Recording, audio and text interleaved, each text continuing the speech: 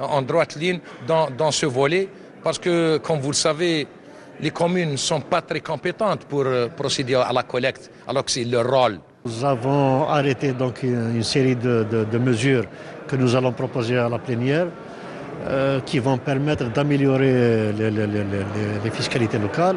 Ça va de la création de nouvelles taxes et vers la valorisation de ce que nous avons déjà, la mise en œuvre des taxes existantes. Il y a beaucoup de taxes qui sont là, il y a des taxes qui sont là et qui ne sont jamais appliquées, donc on va essayer de s'y mettre. Cette fiscalité qui représente pratiquement 17% de la fiscalité ordinaire a été revue dans l'atelier où la principale recommandation réside dans le fait qu'il va y avoir un code de la fiscalité. Et là, il faut certains mécanismes qui vont permettre un peu de collecter tout cet argent qui dort à travers les communes. Leurs biens, le foncier, notamment la taxe foncière, qui actuellement est une des impositions dont le recouvrement est très faible. Contrairement aux autres pays où l'impôt par excellence des collectivités locales est l'impôt foncier. Les recettes fiscales qui, au bout, ne sont effectives qu'avec la création d'entreprises et la constitution d'un tissu industriel. Ce n'est pas qu'il y a des entreprises qui ne payent pas leurs impôts, c'est qu'au niveau local, nous avons une certaine insuffisance en termes de développement économique. Vous savez, dans une commune qui se développe, il faut aussi qu'elle développe son tissu industriel, son tissu économique. Donc le tissu économique, c'est un ensemble d'entreprises. Ces entreprises génèrent de la richesse, génèrent de la valeur ajoutée, créent des emplois. Le cap doit donc d'abord être mis sur la création d'entreprises locales, un salut pour la commune, et c'est la meilleure stratégie pour tout développement. Alors, je commence avec vous, Monsieur Abdelrahman Madani Fouatih. Je rappelle, vous êtes Walid Boumerdas.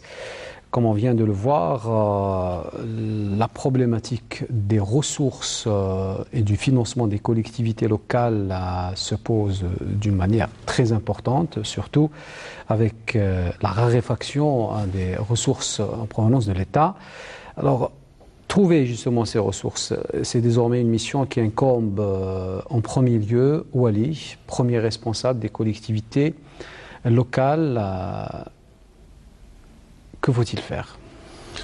Là, vous êtes en train d'aborder un problème crucial et très important au niveau des collectivités locales. Le grand problème réside dans le fait de collecter le maximum de ressources à travers des gisements, aussi minimes soient-ils, dans ces communes-là. Et puis, cette habitude, je dirais entre guillemets, de recevoir les subventions de la centrale a pratiquement créé une certaine inertie dans la recherche de ces financements qui sont là, qui sont présents sur le terrain de toute collectivité, de toute commune. Il n'y a qu'à chercher. Et puis aujourd'hui, la situation, la crise et cette nécessité de trouver de gisements supplémentaires va permettre aux élus, notamment les présidents d'APC et les services financiers concernés, de procéder de la meilleure manière et la plus efficace à collecter et de réunir le maximum de financement. Je crois que c'est possible dans la mesure où nous avons déjà commencé par un travail. D'ailleurs, la couleur a été annoncée lors de la première rencontre qui a été tenue l'année passée, le 29 août 2015, la même rencontre où est le gouvernement, et où a germé cette idée d'en faire du Wali un manager économique, notamment dans la recherche de gisements supplémentaires ou d'exploiter au maximum les gisements existants. Nous parlerons de l'allocation des biens, nous parlerons de la taxe foncière, nous parlerons de la taxe d'habitation, nous parlerons de la taxe d'assainissement, et puis tout ça peut faire des rentrées supplémentaires pour les communes. Je crois que le travail a été déjà entamé, et puis il y a une prise de conscience très importante au niveau des communes. Et maintenant, nous attelons premièrement à recenser et à créer le soumis de consistance de ces biens, et puis permettre aussi de voir quels sont les moyens de récolter premièrement, et puis attendre cette refonte tant attendue de la finance locale, et puis ce code fiscal.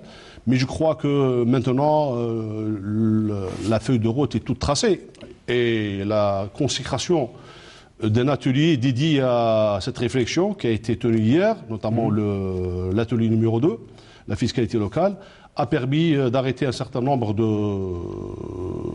recommandations. Et M. le ministre a insisté sur le fait que le nerf de la guerre doit être pris en charge de façon très sérieuse. Et il a répété au forum de la radio aujourd'hui. Mais je crois qu'aujourd'hui, c'est parmi les chantiers les plus importants que nous devons entamer au niveau des communes et des wilayats. Et beaucoup de communes en ont les moyens pour sortir du top des 63% que vous avez abordé aujourd'hui. Justement, il y a des disparités entre les différentes wilayas du pays, et ce n'est pas toutes les wilayas qui disposent des mêmes ressources. Oui. J'avais parlé au début, j'avais dit des gisements aussi minimes soient-ils. Ça veut dire que chaque commune a des spécificités, a les moyens d'avoir ces petites recettes, mais je crois qu'en piochant, avec une aide des services fiscaux, une aide des services administratifs de la wilaya, je crois que nos communes pourront profiter pleinement de ces ressources. Je crois qu'aujourd'hui, ce que nous avons n'est pas suffisant.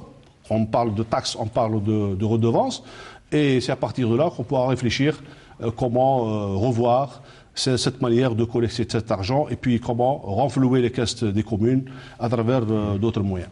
Alors, comment renflouer les caisses des communes? C'est vrai que beaucoup de communes, alors on parle de 63%, c'est-à-dire 103 communes sur 1541 affichent un déficit. C'est un chiffre énorme. Où se situe le problème, M. Boumiroub? Je voudrais d'abord rappeler une chose importante pour que la suite de notre débat ait un sens. La commune comme la wilaya sont des institutions constitutionnelles. C'est-à-dire qu'ils ont un statut au sommet des institutions. On a l'impression que la commune, c'est quelque chose laissé à la marge sur un territoire isolé. La commune comme la wilaya, ils ont le même statut, c'est-à-dire créé par la Constitution. À partir de là, c'est toute leur légitimité qui est déclinée de la Constitution. Et lorsqu'on dit qu'ils sont déficitaires, non, ce n'est pas vrai. C'est le système fiscal en place qui a fait qu'elles sont déficitaires. C'est la manière de répartir l'impôt national. Nous sommes dans un État unitaire, et l'État unitaire a des impôts nationaux dominants.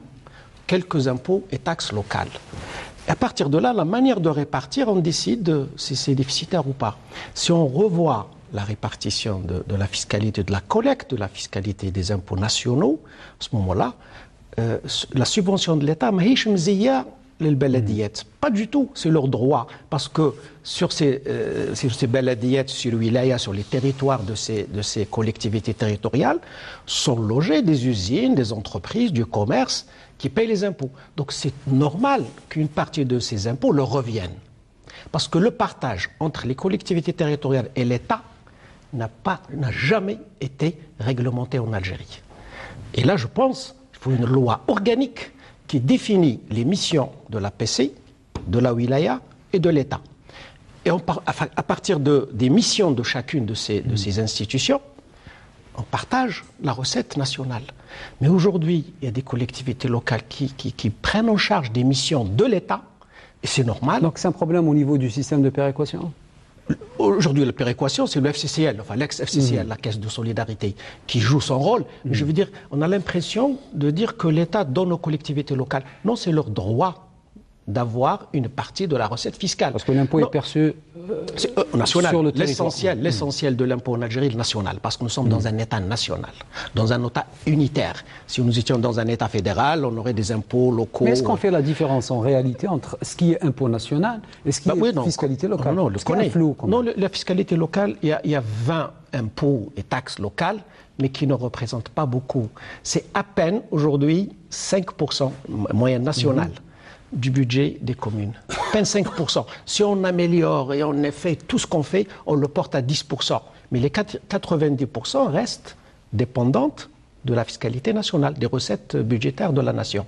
C'est ça la grande question. Donc, mais si à travers une loi organique, par exemple, pourquoi je dis loi organique? Pour que les autres lois se soumettent à cette loi organique et qu'on définisse le rôle de chaque niveau, collectivité territoriale et l'État central. C'est au-delà d'un code communal. Au-delà, oui, ça va au-delà, absolument au-delà. À partir de là, on comprendra qu'est-ce qu'on donne quand la commune prend en charge un service public de l'État. Il faut qu'il y ait une contrepartie, il faut une compensation, la péréquation, la solidarité. Tout à l'heure, vous avez posé la question, il y a des communes riches, il y a d'autres moins riches. Là, il y a ce qu'on appelle la solidarité intercommunale. Elle est horizontale, mais tout ce qui est vertical, ce n'est pas de la solidarité, c'est du droit. C'est-à-dire que j'ai droit à une partie de la fiscalité. Maintenant, il y a un problème sérieux sur la partie de la fiscalité locale qui n'est pas collectée. C'est vrai, la négligence, parce que ça ne représente pas beaucoup pour les communes. Donc on néglige. Si l'importance augmente de ces taxes et impôts locaux devient important, la commune va peut-être chercher à collecter un peu plus. Mais ce n'est pas un argument pour ne pas collecter les impôts locaux, même si ça ne représente pas beaucoup. D'abord, ils ne sont pas outillés. Ensuite, le ministère des Finances est très jaloux pour garder ses prérogatives. Donc il y a un problème d'organisation de nos collectivités territoriales. Et l'enjeu, je crois, de l'Algérie, l'avenir de l'Algérie dépend des collectivités territoriales. Si on ne fait pas attention et à les organiser correctement. On a changé le code de la commune de la Wilaya il y a 2 ans, 3 ans, 2012. Donc si on a bien compris, il n'y a pas d'impôt local en réalité. Si, il y en a, mais ça ne représente pas beaucoup en volume, en recettes, ça ne représente pas beaucoup. C'est la TVA qui est reversée à travers le FCCL, c'est la TAP qui est reversée. Mais les impôts locaux, c'est des miettes. Si aujourd'hui, on ne s'occupe pas sérieusement de cette question de développement territorial, de statut des collectivités territoriales, effectivement, nos politiques futures, nos politiques publiques seront difficilement menées localement. Donc, la grande question, c'est de définir le rôle, les missions de l'État et les missions des collectivités territoriales. Est-ce qu'un jour, on peut donner la prérogative à une assemblée populaire communale de définir son propre impôt sur son territoire? Pas dans tout, parce que nous sommes un État unitaire. C'est-à-dire, on ne peut pas aller jusqu'à avoir des impôts locaux dans tous les domaines. La Constitution a prévu les cas où on peut avoir, sur l'impôt foncier par exemple, il y a une partie de l'assiette fiscale qui peut relever de la commune. Maintenant, je vais un peu dans le sens de ce que vous venez de dire, et comment inciter les APC et les wilayas. D'abord, une anomalie. Pourquoi au niveau le plus bas, M. Louali comprend parfaitement ce que je vais dire, au niveau le plus bas, c'est-à-dire l'APC, l'exécutif est élu. Au niveau de la wilaya, on a mis 2 têtes. Louali, représentant de l'État, et l'API élu. C'est pas normal. Normalement, on continue sur la même logique. Si au niveau de la base, l'APC, c'est un exécutif élu, au niveau de la wilaya, on peut avoir un exécutif élu aussi. Et l'Ouali joue un rôle de contrôle au nom de l'État, contrôle de régularité. C'est la grande question. Mais je termine maintenant, je reviens un peu sur les questions de fiscalité. J'allais dire qu'on propose notamment dans la réforme d'élargir un peu les prérogatives du secrétaire général des APC. C'est un faux problème, je pense. Il faut responsabiliser les élus. Quand quelqu'un est élu, il faut le responsabiliser. Il ne faut pas le désigner ou le nommer par élection et puis on ne le responsabilise pas. Il faut le responsabiliser pour qu'il se mouille. C'est ça la gouvernance. Je reviens un peu sur la fiscalité. Quand vous avez dans une APC des ressources fiscales, la fiscalité, les impôts locaux, etc., et des ressources de patrimoine. Les APC, ils ont des patrimoines qu'ils ont pratiquement abandonnés, qu'ils ne cherchent pas à les valoriser. Il y a des loyers vraiment ridicules. Moi, je vais oser quelque chose, parce que mon statut me le permet. Pourquoi on ne transfère pas aujourd'hui tout le patrimoine au PGI, aux communes? Les logements qui sont sur le territoire d'une commune, pourquoi c'est le PGI qui les gère à travers le ministère de l'Habitat? C'est la commune sur son territoire, ses citoyens y habitent. Transférant aux ans, transférer ce patrimoine à la commune, et elle perçoit des loyers à ce moment-là, et en percevant des loyers, je peux les inciter. Je calcule, le ministère des Finances peut, à travers ses services déconcentrés, calculer les recettes de la commune. Voilà vos recettes. Vous les faites ou vous ne les faites pas, c'est votre problème. Moi, je considère que c'est des recettes. Je les comptabilise dans votre budget. Et à ce moment, vous allez voir les présidents d'APC qui vont chercher ces recettes puisqu'ils sont budgétisés. C'est ça les grandes questions, je pense qu'il faut... Nous reparlerons, professeur Belmihoub, sur ces problèmes qui sont liés, entre autres, et principalement à la question de la décentralisation. Mais je me tourne vers M. Yazid Belkalem. D'abord, est-ce que votre commune, la commune que vous gérez, est déficitaire? Bien sûr, c'est une commune, tout d'abord, déficitaire. C'est une commune située dans une zone rurale qui n'a pas de ressources. Je dis qu'il n'a pas de ressources dans le cadre de la fiscalité, mais c'est une commune qui est très riche en ressources humaines. Donc, oui, nous sommes une commune déficitaire, une commune qui a besoin de subventions de l'État. Donc, si je regarde les fiscalités qu'on a, c'est insignifiant. Nous avons par exemple pour l'année 2017 13 58 843 comme dinars, comme rente des fiscalités. Donc, comme vous voyez, la masse salariale qui prend vraiment le budget de fonctionnement, presque la totalité du budget de fonctionnement. Donc, je pense pour la nôtre, c'est pas facile de la gérer. Et pour, comme je l'ai dit, pour booster l'investissement, c'est une commune située, je dis, au fin fond de la montagne de Jura. Donc, c'est pas facile. Et comme monsieur l'expert l'a dit, l'a souligné, il faut tout d'abord revoir le système de fiscalité et de revoir les taux qui sont très importants. Parce que si j'ai un taux de... j'ai un tableau devant moi. Par exemple, la fiscalité, la vignette automobile, la commune ne perçoit rien. Donc, c'est 20% pour l'État et 80% versés directement au FCCL. Et l'année passée, nous avons sincèrement eu l'expérience et ils nous ont appelé à ce que nous allons proposer nos projets dans le cadre du FCCL. Vous avez une enveloppe, par exemple, de 12 milliards de centimes. On a fait nos propositions, mais par la suite, il n'y a rien. Et donc, le Fonds commun des collectivités locales, pour moi, il n'est pas réservé pour les communes déshéritées, les communes qu'on en a besoin. Donc c'est très important. C'est un impôt qui est versé dans une autre case. Alors c'est pas le FCCL, c'est depuis 2015. Maintenant c'est le fonds de solidarité. C'est la caisse. La caisse de solidarité des collectivités locales. Le CGSCL. Alors le problème se pose, j'imagine,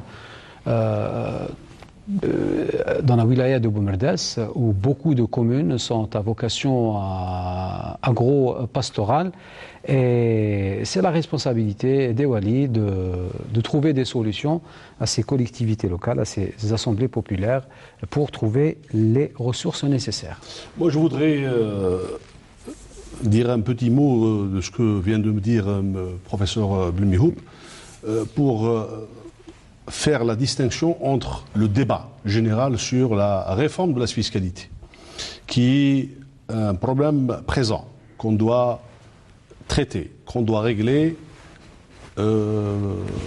sous toutes ses dimensions et toutes ses retombées.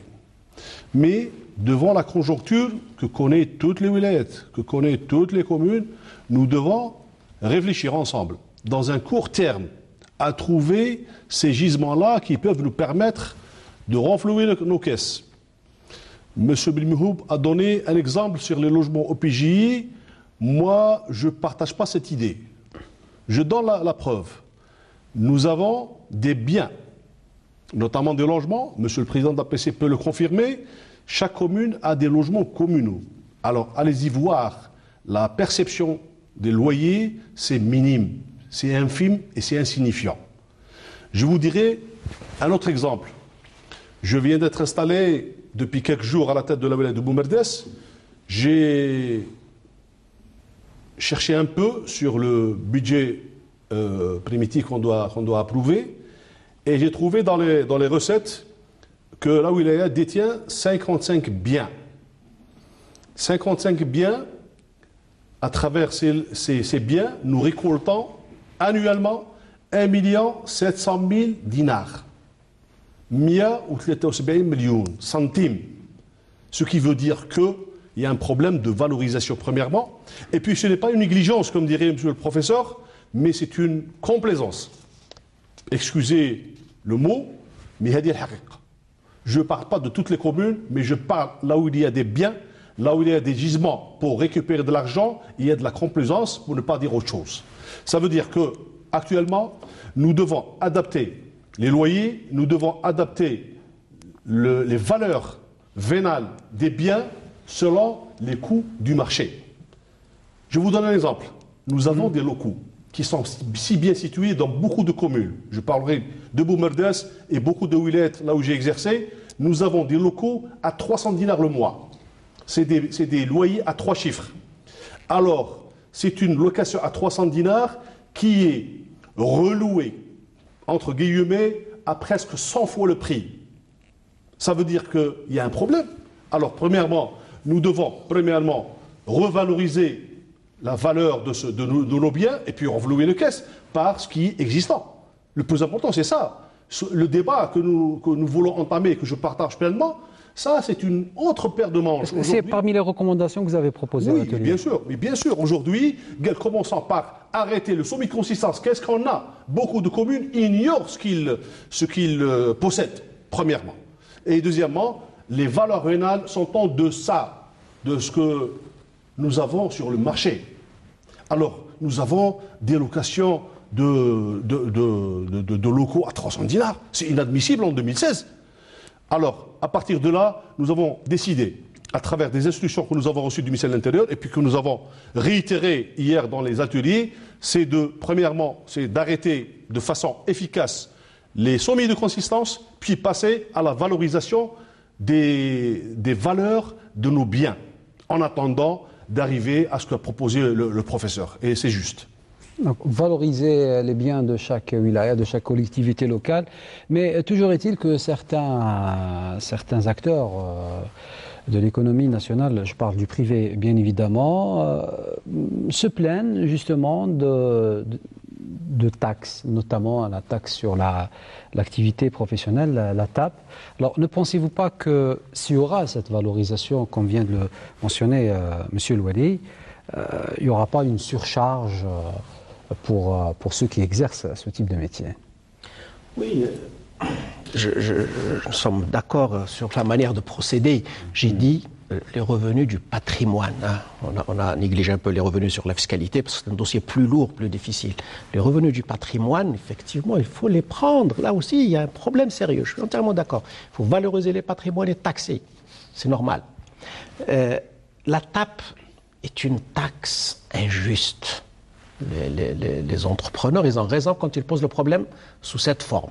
C'est-à-dire, dès que vous réalisez un chiffre d'affaires, vous payez un pourcentage, 1,5, ça a été ajusté il y a 2 ans, 2 années consécutives.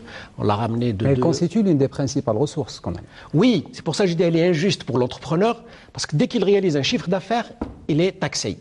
Alors que peut-être au final, il n'a pas de bénéfice. Donc il paye une taxe même s'il ne fait pas de bénéfice, parce qu'elle est calculée sur le chiffre d'affaires. C'est ça où on trouve un peu son injustice, parce qu'elle est sur le chiffre d'affaires et peut-être après l'entrepreneur fait des pertes, parce que c'est le chiffre d'affaires, il y a des charges qu'il faut... Donc, c'est légitime de demander sa suppression. On ne la trouve pas d'ailleurs dans la quasi-totalité des systèmes fiscaux internationaux. Maintenant, il y a une période de transition. Ce qui a été fait par la loi de finances de 2015 et 2016, c'est de la réduire et de préparer éventuellement sa disparition. Mais il faut trouver par quoi la remplacer. Parce qu'aujourd'hui, c'est l'une des taxes qui alimente le FCCL. Et même une partie versée directement aux APCI. Ça, c'est une démarche. On ne peut pas la supprimer tout de suite, même si la revendication des investisseurs est légitime. Il faut peut-être, ça va prendre un temps, le temps de mettre en place des substituts à cette taxe, à ces ressources qui sont importantes sur le plan budgétaire.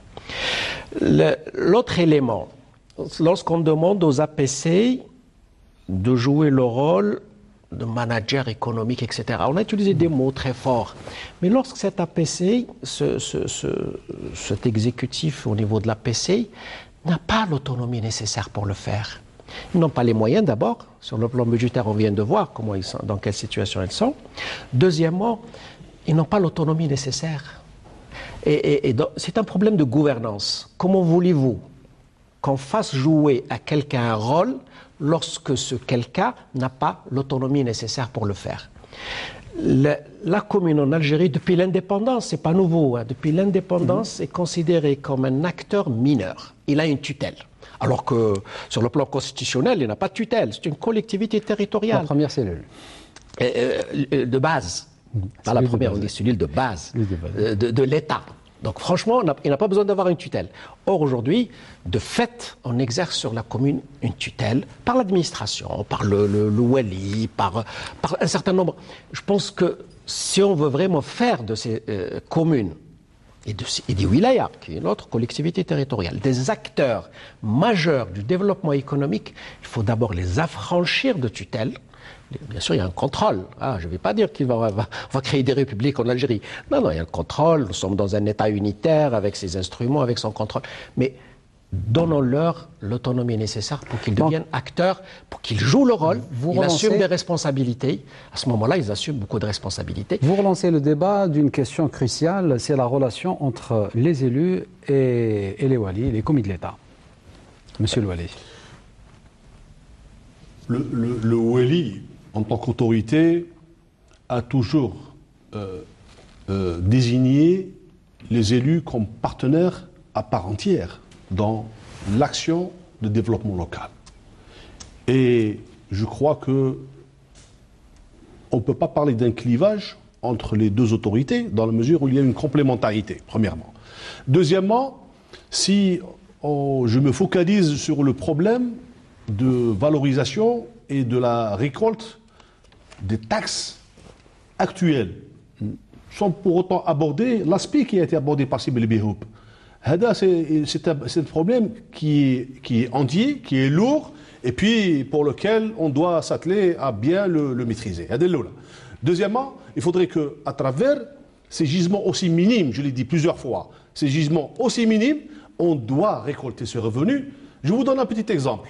Est-ce que nos APC recouvrent la taxe d'enlèvement des ordures? On fait de l'enlèvement des ordures gratuitement, alors qu'il y a une réglementation de ce sens. Qui fait ce recouvrement? Personne. Alors vous avez un gisement. À partir de là, il faudrait réfléchir à récupérer cet argent, en plus de la valorisation de ces biens qu'on a abordés, et puis trouver d'autres gisements. Quand je dis gisement, et là, la thématique de la rencontre où est le gouvernement, c'était dans ce sens. Comment faire participer l'économie locale à l'investissement national? Et parler de partenariat privé, public. Moi, je suis une commune, j'ai une structure importante que je peux louer à un privé pour en faire un montage financier ou à défaut faire un partenariat, c'est possible. Et à partir de là, on pourra faire participer l'investisseur privé dans les missions qui étaient auparavant classiquement dévolues aux communes. Et à partir c'est ça le véritable problème qui a été posé dans les ateliers. On avait parlé de fiscalité locale dans le sens où on doit récupérer notre argent, notre dû qui est là, qui se perd dans la nature, mais pour lequel, à bon escient ou de mauvaise foi, on ne le récolte pas. C'est ça le plus important. Alors si on pouvait constituer tout ça, vous allez trouver la taxe d'habitation, la taxe d'enlèvement des ordures, la taxe d'assainissement, l'allocation des biens, et j'en passe. Et j'en passe, il y a beaucoup de gisements. À partir de là, c'est ça le véritable problème, et c'est la véritable thématique qui a été posée hier. Maintenant, le dossier de la refonte du système fiscal, c'est autre chose. Ce n'est pas à l'ordre du jour, du moins pour nous.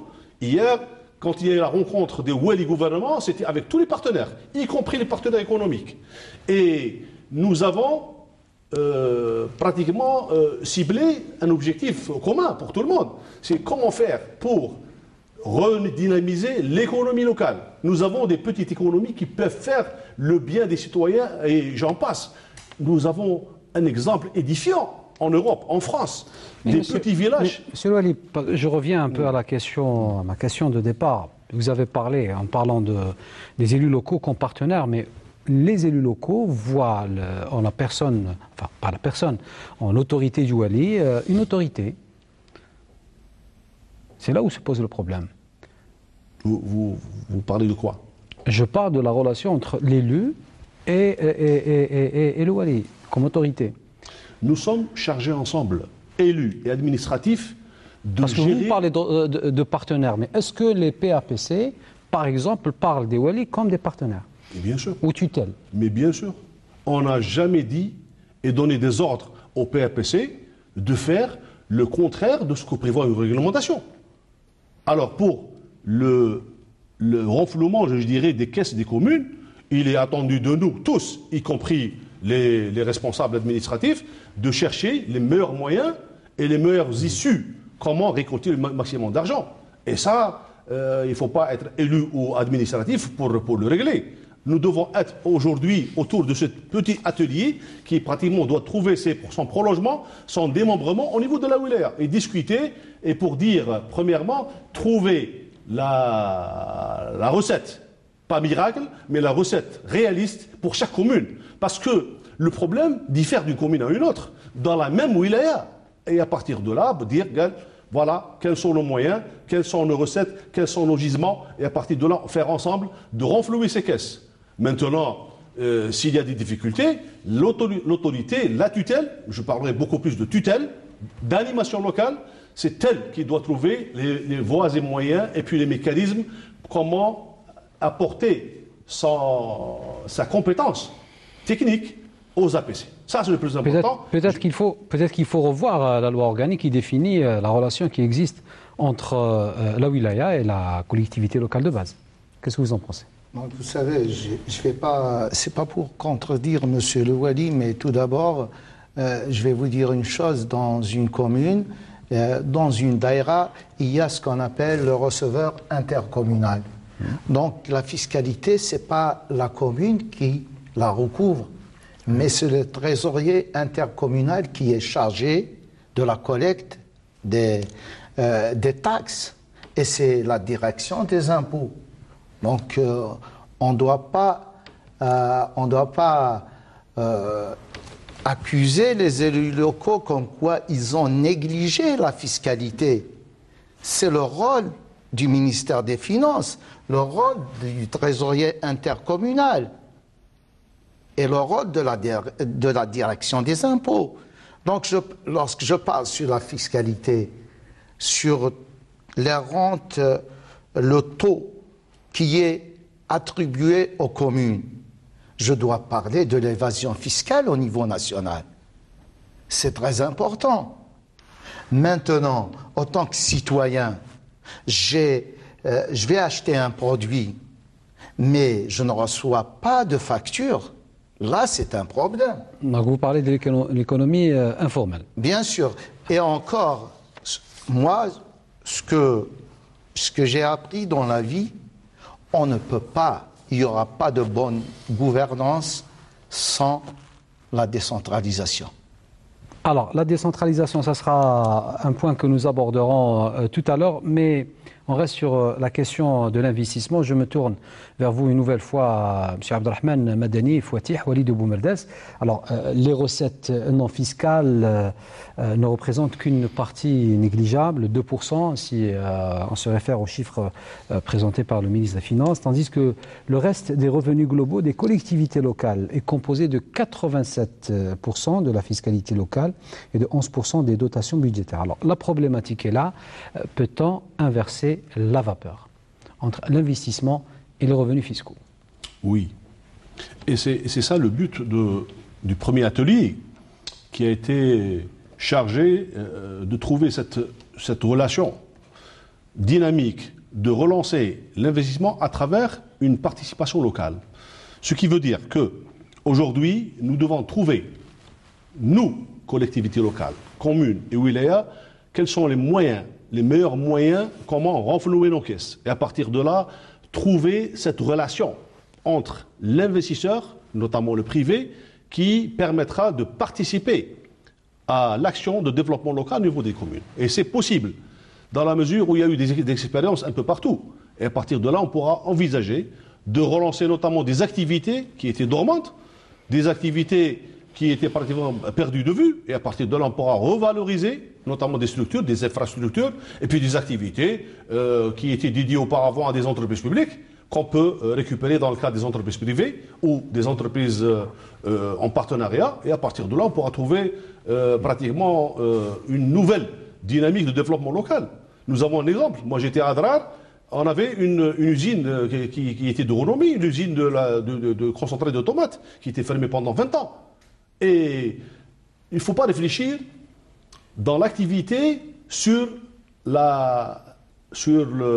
l'impact direct, mais beaucoup plus sur l'impact sur l'environnement, dans la mesure où cette usine, fermée pendant 20 ans, a été réouverte à travers une participation de la collectivité avec un investisseur privé qui est venu de l'Est, c'est un spécialiste de la matière, et il y a eu réouverture après 20 ans, et puis c'est tout le bassin de culture des tomates au niveau de cette région, notamment Zaouid Kounter, Regal, Aoulef, Sali, tous ces paysans-là à qui on a rapporté et redynamisé leur bonheur. Je veux vous dire que nous avons beaucoup de petites expériences qu'on pourra fructifier, enrichir et puis arriver à trouver, parce qu'il ne suffit pas de dire que nous avons besoin, de dire que nous sommes dans la nécessité d'avoir des deniers en plus, mais rechercher localement ce qu'on peut faire.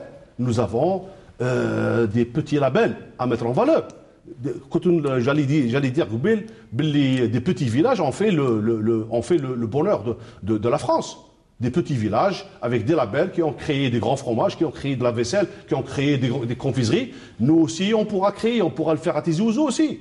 On pourra parler du tapis des Ticham, on pourra parler de la poterie de Maatra, on pourra parler de la dinanderie de Benieni, on pourra parler d'escargots de Mila, et j'en passe. C'est pour ça qu'il ne faut pas négliger ces petits gisements. Mais à l'origine du dysfonctionnement de l'investissement local, c'est la relation qui existe entre les investisseurs et l'administration. Le problème se pose ici, en dehors des bonnes volontés.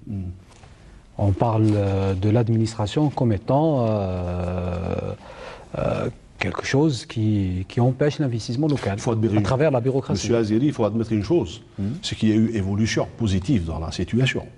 Nous avons évolué et nous sommes là dans l'exercice des collectivités locales depuis plus de 3 décennies. Je vous dirais qu'il y a eu évolution. Et puis maintenant, nous savons que nous avons besoin de ces investisseurs. Maintenant, il y a beaucoup de verrous qu'on a éliminés dans le parcours, notamment le CalPIREF. Et à partir de là, c'est le Wali en personne qui est chargé d'accompagner personnellement les investisseurs. Et quand je dis le Wali, c'est toute la machine de la collectivité locale.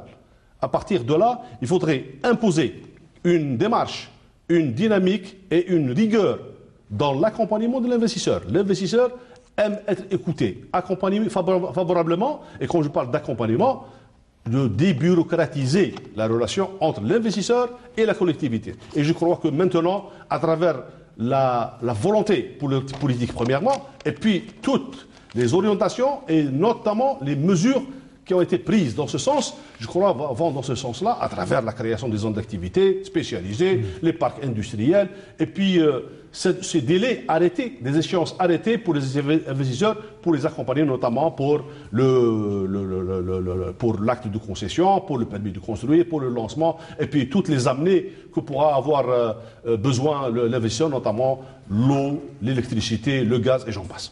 Alors, M. Belmihoub, donc en dehors de l'État, comment amener d'autres acteurs à participer à l'effort de développement local? Et comme on vient d'écouter M. Abdelrahman Madani Fouatih, le champ ou la balle est dans le camp des investisseurs. Qu'en pensez-vous? Non, le problème n'est pas de situer où se situe la responsabilité. Je pense que tout le monde est responsable collectivement. Sauf qu'il faut préciser les frontières des responsabilités et des missions. L'investisseur, quand il veut investir, il a le choix sur un territoire. Sur un territoire, il va localiser son investissement par rapport soit à une ressource naturelle, soit à des infrastructures, etc. Qu'est-ce que peut offrir une collectivité territoriale et en l'occurrence une APCI? Elle ne peut rien offrir à l'investisseur. Il y a deux ressources qui normalement et théoriquement doivent lui revenir. C'est le sol, le territoire quand même, c'est le minimum. L'APC ne possède pas ou ne dispose pas librement de son sol. Ça, c'est le premier facteur de production que peut offrir une APC à un investisseur. Lui donner, venez, je vous donne le sol, le foncier industriel. Deuxième ressource que peut offrir une APC, une collectivité territoriale quelconque, c'est le service administratif, c'est-à-dire s'occuper du permis de construire, etc. Or, sur les deux ressources qui lui reviennent normalement et dans le bon sens, sans faire de théorie juridique, ne les possède pas dans la totalité. Demander un permis de construire passe par la PCI. Mais il va passer beaucoup plus de temps dans les services déconcentrés qu'au niveau de la PCI. Ça, c'est un problème, parce que le président de l'APC signe le permis de construire. Mais après avoir été soumis à des approbations, ce qui est tout à fait normal, mais il faut que le président de l'APC soit le maître d'œuvre de cet acte administratif. Alors là, il le subit, il attend qu'on lui renvoie. Il ne peut pas demander, exiger un délai, etc. Sur le sol, la même chose. Le statut du sol en Algérie fait que la mairie ne dispose pas de tous les droits de propriété pour affecter un sol et elle est soumise à des autorisations et la concession lui échappe totalement quand il s'agit de concession. La zone industrielle, quand elle est créée, elle lui échappe totalement. Donc ce sont ces questions.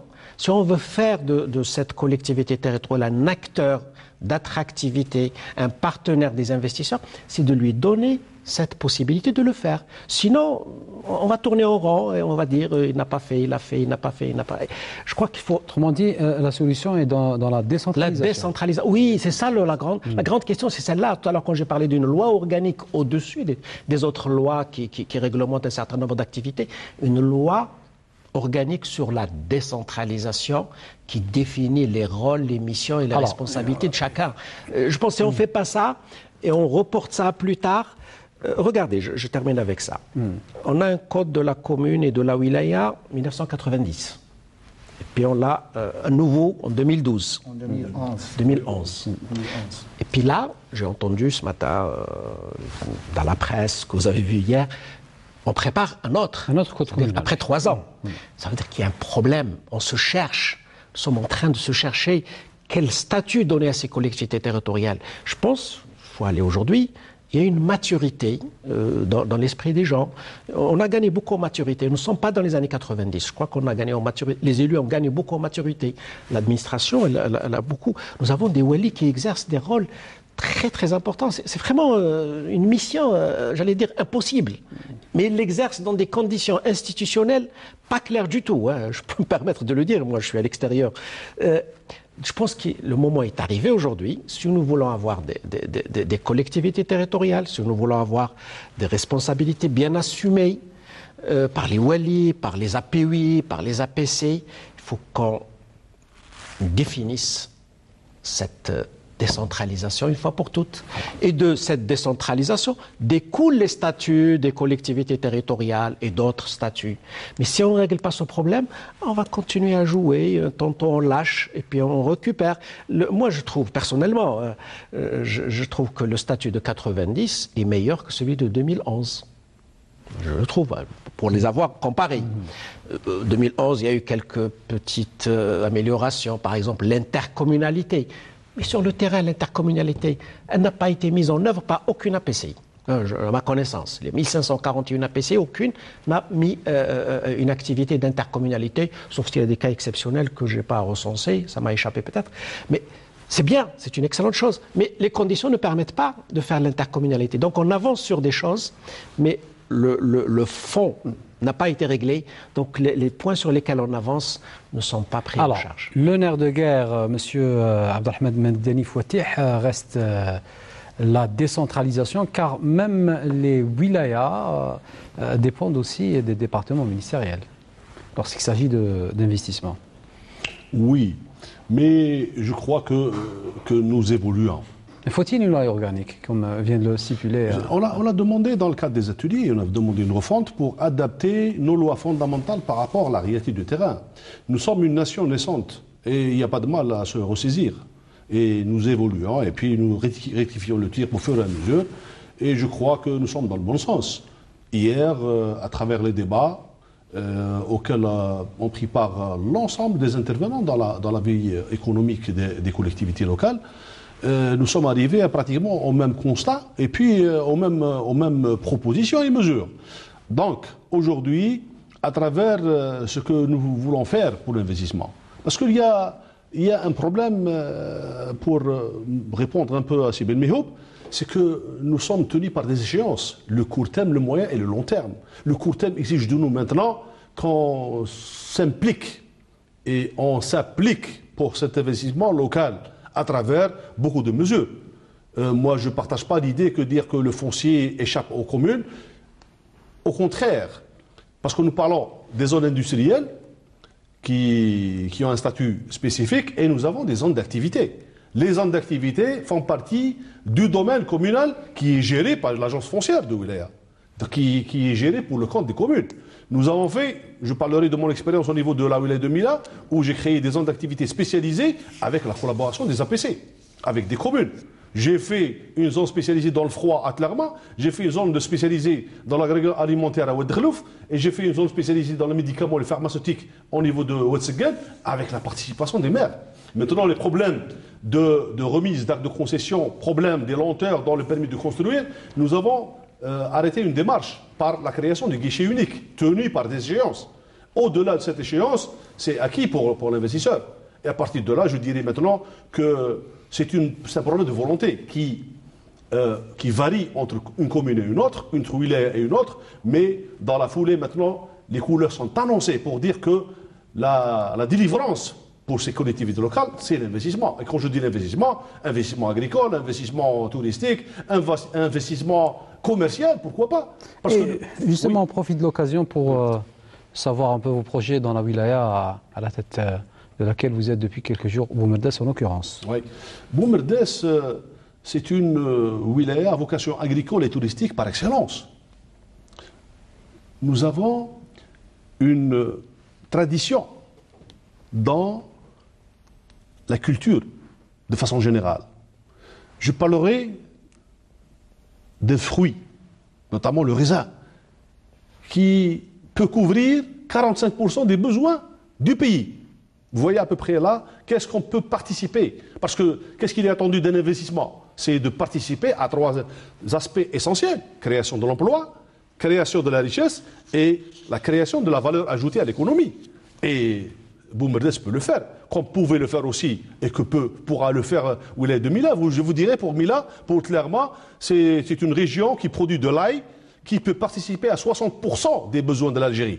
Alors vous voyez à peu près, maintenant si on arrête une carte, je dirais une carte d'investissement agricole ou touristique, on pourra dire que là on pourra avoir l'ail, là on pourra avoir le raisin, là on pourra avoir la pomme de terre, et vous connaissez les régions de la pomme de terre, et à partir de là, dire que voilà, on pourra faire un investissement complémentaire, et puis une interaction dans les produits que nous produisons, et à partir de là, dire que maintenant on pourra dépasser au moins ce stade de cette lanterne rouge qui à chaque fois revient pour dire que nous n'avons plus de subventions, nous n'avons plus de deniers. Et vous êtes pour la fiscalité agricole, la réintroduction de la fiscalité agricole? Bien sûr. Et bien sûr. Nous sommes preneurs. Les collectivités locales ne demandent qu'à avoir de l'argent. De l'argent qui est prévu réglementairement. Et puis maintenant, je crois que nous ne parlons pas uniquement de l'agriculture, nous parlons aussi du tourisme. Le balnéaire à Boumerdès, il fait presque 89 km linéaires. Donc vous voyez à peu près ce que nous pouvons récolter comme argent. Alors il faudrait trouver quelles sont les recettes, comment récolter cet argent-là. Et c'est possible. Nous avons d'autres régions avec des stations thermales. Des stations thermales, nous avons des bains qui sont édifiés de façon anarchique. Et là, il faudrait que la commune intervienne pour récupérer son argent. Et tout ça, ça peut paraître anodin, ça peut paraître minime, ça peut paraître insignifiant, mais je vous le dirai, c'est les petites ruisseaux qui font les grands. Voilà, c'est ça. Merci de... Monsieur Abdelrahmane Madani Fouatih, Walid Boumerdès, merci d'avoir participé à ce débat et répondu à nos questions. Merci à vous, Monsieur Yazid Belkalem, président. Un petit mot. Allez-y, allez-y. De toute façon, face à la pression que nous subissons quotidiennement de la part... Une pression positive, hein. Bon, je ne vais pas dire positive parce que c'est une pression face à des besoins des citoyens et le manque de subventions. Ce que nous demandons aux autorités centrales, soit l'augmentation de la part des communes dans les impôts et les taxes pour augmenter sa part de fiscalité, ou bien, ça veut dire revoir le pourcentage, ou bien augmenter les aides de la caisse de solidarité pour les communes, et enfin renforcer le programme du plan du développement communal financé par l'État. C'est très important, c'est ce que nous demandons, et c'est très important. Parce que ce n'est pas facile de gérer à l'heure actuelle une collectivité locale, et si ça persiste comme ça, les prochaines élections, je pense qu'il y a beaucoup de maires qui vont se désister parce que c'est très très dur de gérer une collectivité. Beaucoup de maires qui vont arriver. Moi je dirais, c'est Algérie, osons, nous avons les moyens. Merci donc Abdelrahmane Madani Fouatih, Walid Boumerdès. Merci à vous également Yazid Belkalem. Je rappelle président de l'Assemblée populaire communale d'Iloula Oumalou, situé à 35 km du chef-lieu de la wilaya de Tizi Ouzou. C'est à 70 km. 70 km. Une belle région. Une belle région. Donc. Une région touristique qui a une montagne et une vallée. Voilà. Merci. Donc à vous également, professeur Mohamed Chérif Belmihoub, professeur d'économie et de gestion publique. Merci à vous également, madame, monsieur, de nous avoir suivis. En espérant vous retrouver la semaine prochaine pour un nouveau thème de questions de l'actu. Je vous dis au revoir et bonne soirée.